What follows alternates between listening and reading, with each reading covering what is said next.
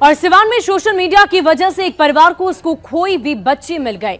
बच्ची कुछ लोगों को सड़क पर रोती हुई नजर आई, लेकिन वो अपना नाम और पता भी नहीं बता पा रही थी, जिसके बाद जीवन यादव नाम के एक समाजसेवी ने बच्ची को अपने साथ लेकर गए और सोशल मीडिया के जरिए उसके परिजनों की तलाश शुरू कर दी।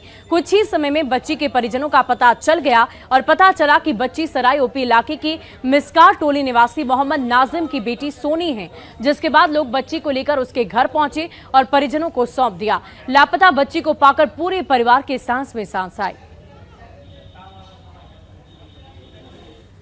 और बीजेपी सांसद विवेक ठाकुर ने बिहार सरकार पर बिहटा एयरपोर्ट के निर्माण के लिए जमीन उपलब्ध न कराने का आरोप लगाया। विवेक ठाकुर के आरोप के बाद बीजेपी जेडीयू में वार पलटवार शुरू हो गई है।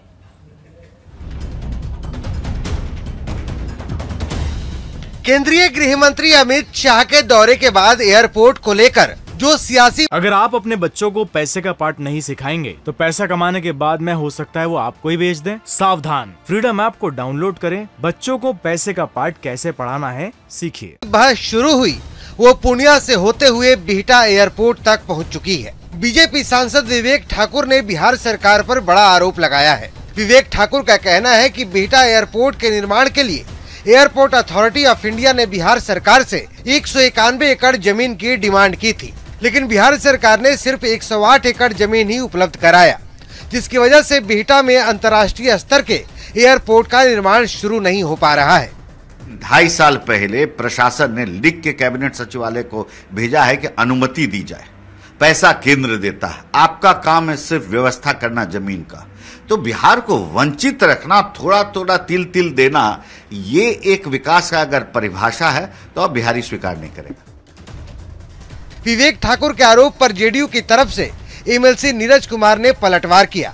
नीरज कुमार का कहना है कि 2017 में एयरपोर्ट अथॉरिटी ऑफ इंडिया ने 108 एकड़ जमीन की डिमांड की थी, जो राज्य सरकार ने उपलब्ध करा दिया है, लेकिन 5 सालों में उस जमीन पर कुछ भी नहीं हुआ। जो 108 एकड़ मिला हुआ है, क्या उस पर भाजपा आरएसएस कार्यालय खोलिएगा? लगातार 2018 से आप रखे हुए जमीन को अब उसके विस्तारीकरण के नाम पर यह नौटंकी विकास का मत करिए।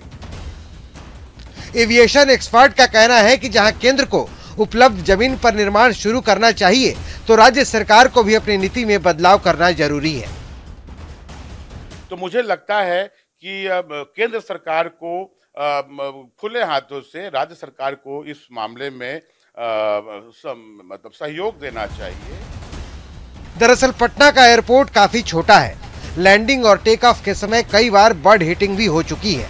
यही वजह है कि पटना की जगह पर बिहटा में अंतर्राष्ट्रीय स्तर का एयरपोर्ट बनाने की कवायद शुरू हुई है, लेकिन उसका निर्माण डिमांड और सप्लाई के सियासत में फंस कर रह गया है। पटना से न्यूज़ 18 के लिए शैलेंद्र कुमार की रिपोर्ट। और फिलहाल इस बुलेटिन में अभी